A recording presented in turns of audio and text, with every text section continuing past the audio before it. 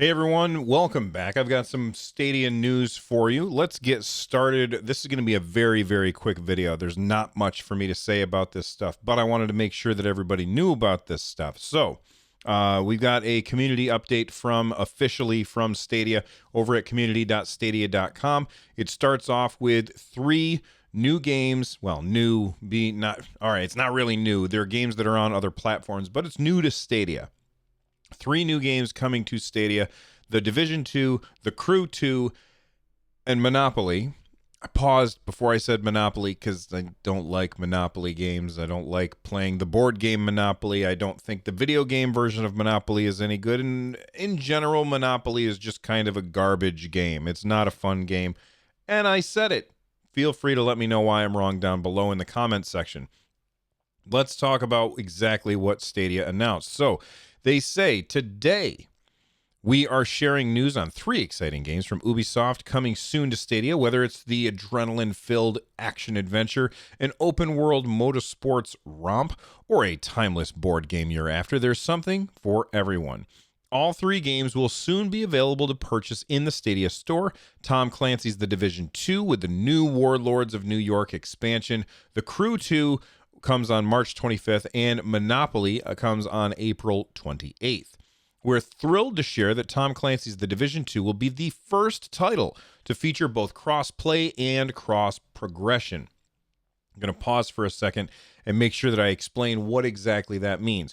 Cross-play means that you can play with people who are on other platforms, and cross-progression means that if you are playing on another platform and you're playing on Stadia, you are essentially playing the same character, and you can advance them no matter where you're playing, which is huge and awesome, and I wish more games did that. So, for example, a game that doesn't do that currently, and I'm hoping that this changes, Elder Scrolls Online. I'm a big fan of Elder Scrolls Online. I bought it for PC. I bought it for PS4.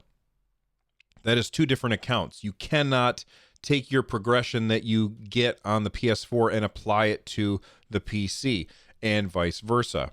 So the Division 2 is going to have cross progression, which at the end of the day I feel is much more important than cross play, but it's also going to have cross play. Now, before I go any further, there's definitely going to be people out there who say, Bill, cross play is more important than cross progression. Because Stadia has a small user base, cross-play is really important. And yes, right now, that is the case. However, once Stadia Base comes out, that won't be the case anymore. I'm sure that Stadia will have a huge user base once you don't have to spend $140 in order to be part of that user base. Anyway, moving on. We're thrilled to share... Oh, I already said this. To enable cross-play with players on PC, you'll just need to link or create a Uplay account to connect to your Stadia account when you first launch the game on Stadia. In addition, you know what? I'm going to stop there for a second. You have to make an account. I'm pretty sure with Doom Eternal coming out on the 20th in just 8 days, I'm pretty sure you're going to have to make a Bethesda.net account on Stadia, because you do have to, even if you buy it on Steam. I'm assuming that we will also have to make a Bethesda account on Stadia. I would be very happy to be wrong, but it's just another way for them to get your email address. Anyway, in addition, Tom Clancy's The Division 2 includes Stream Connect, an exciting feature unique to Stadia that allows you to stream your teammates' viewpoints onto a single screen. With Stream Connect, Division agents can roam around the open world maps of Washington, D.C. and Lower Manhattan and see areas of the maps from the eyes of your squad mates. Besides your own vantage point, you will be able to see vantage points from up to 3 squad mates. This is really cool. This is something that we have in Tom Clancy's Ghost Recon Breakpoint, and it's a very, very cool feature in a game that I wasn't interested in. I'm a little more interested in the Division 2 because I feel like it's less supposed to be realistic and more ridiculousness, and I like this idea of being able to see from different viewpoints. However, am I going to buy the Division 2? Well, I don't have it on any other platform. So if I'm going to buy it, I would definitely be buying it on Stadia. But with Doom coming, I don't really feel the need to play the Division 2. I think that Ubisoft may have lost their chance to rope me in because I've got a shooter that I'm going to be playing, and I'm going to be playing a lot of. Now, is it a multiplayer shooter? Sort of. But, I'm much more excited for Doom than I am the Division 2. That being said, this isn't all about me. It's about everybody. So I'm sure that there's a lot of people out there that are very excited for the Division 2 and the fact that we can use Stream Connect in it. I think that's very, very good news. All right. Read more for info on the upcoming Stadia games. So, Division 2 and its new expansion, Warlords of New York, are coming to Stadia. I'm guessing that means that you cannot buy just like the vanilla version of the Division 2. You have to buy the expansion version. And I understand why they would do that, because then, like right now, you can probably get the vanilla version of Division 2 for, I don't know, I think it's like $4 or $5. It's very, very cheap.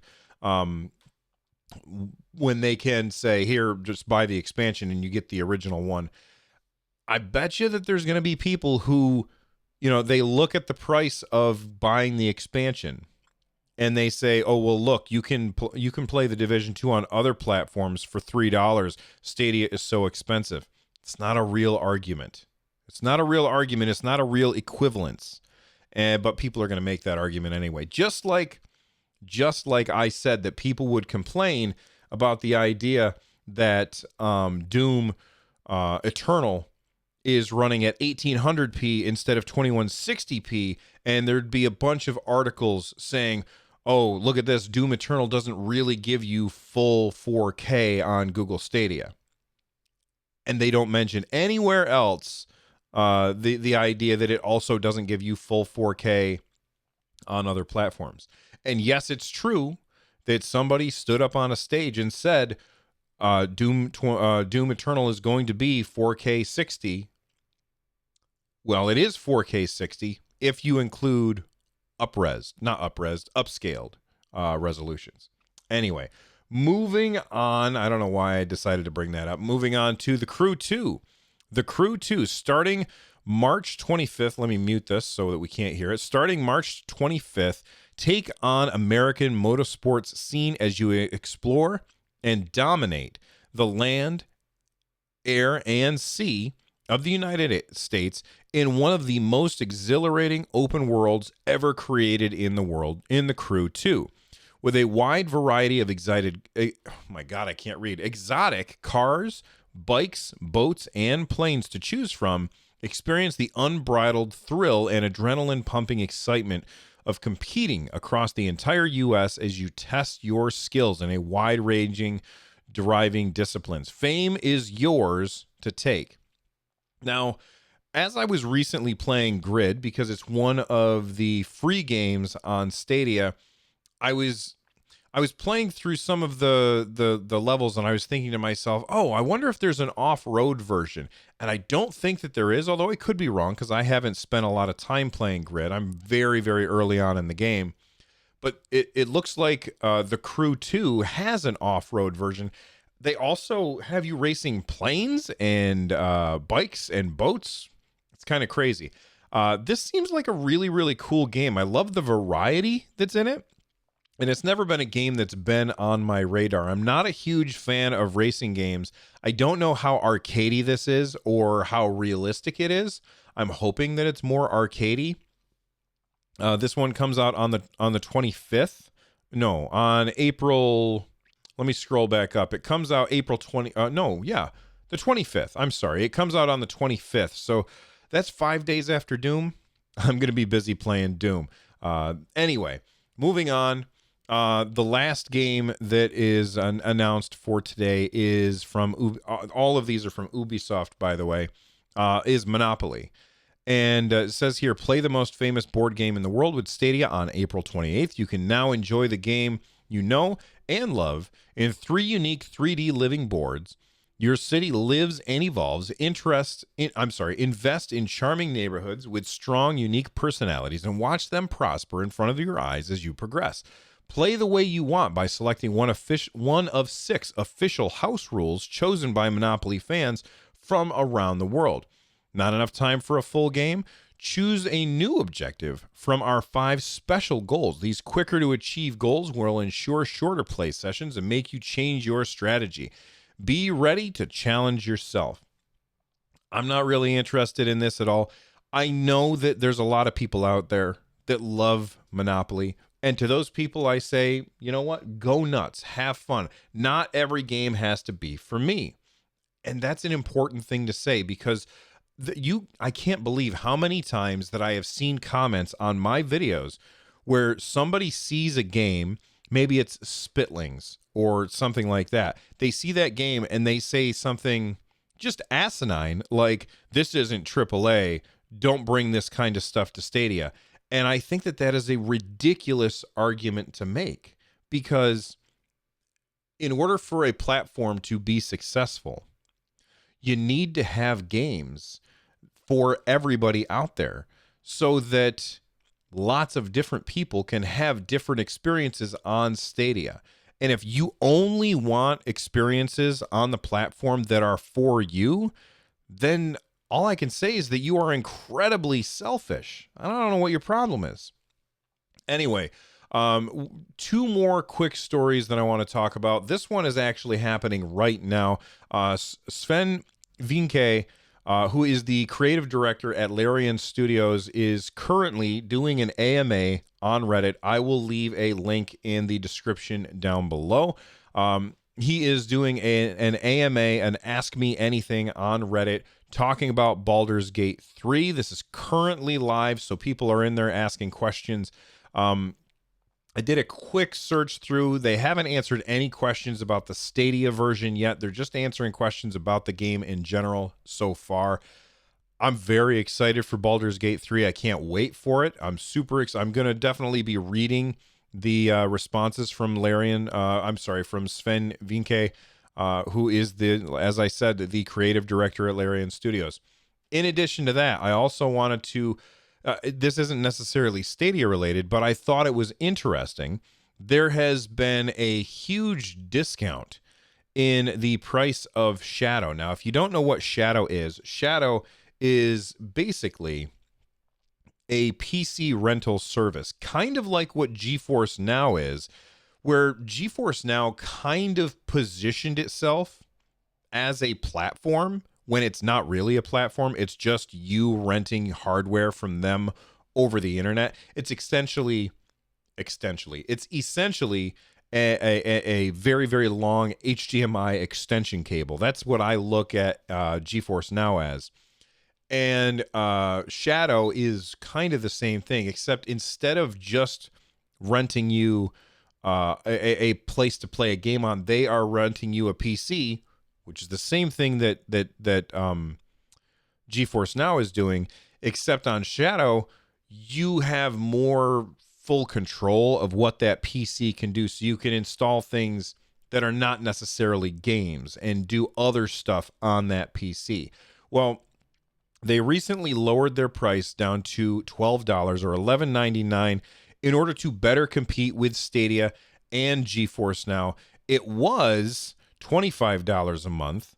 And if you purchase that as an annual plan, you were able to use it for $25 a month, which I thought was way too expensive.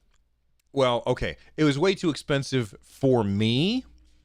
I wouldn't use it at that price.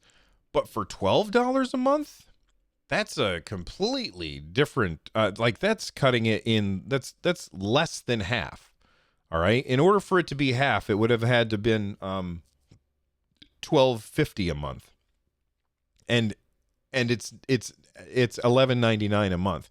That's nuts. And if you didn't do the annual plan, it was $34 a month.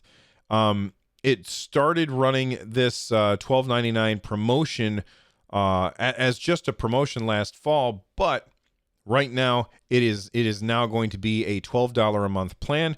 It is also offering a $25 a month ultra plan that basically you're paying more to have an RTX 2080 card instead of a GTX 1080 card. So For your $12 a month, you get a GeForce GTX 1080 graphics card, a quad-core 3.4 gigahertz processor, 12 gigs of RAM, and 256 gigabytes of storage. If you pay the double that price, you get the Ultra plan. That's RTX 2080, a slight boost in the processor, which the processor for gaming is not nearly as important. You get 4 more gigabytes of RAM, so now you're up to 16 gigabytes of RAM, and you get twice the storage, so you have to install and uninstall things less. And then there's the $40 a month Infinite plan, which will give you a remote PC with a Titan RTX card coupled with a 6-core 4 gigahertz processor, 32 gigabytes of RAM, excuse me, and 1 terabyte of storage. So at the end of the day, I think that this price drop is very good for Shadow. The more that there is competition in the streaming space, the better it is for consumers. So I think that this is great. However, I still am uninterested in $12 a month to rent a PC. I much prefer to have the platform be a full platform like Stadia. However, I think that there's a lot of people out there that this will appeal to. And I'm not going to say that this is better than that. What I will say that this is different than that.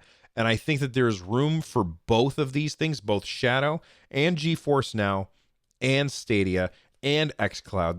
There's room for all of these things in this cloud streaming industry. And if you look at all four of them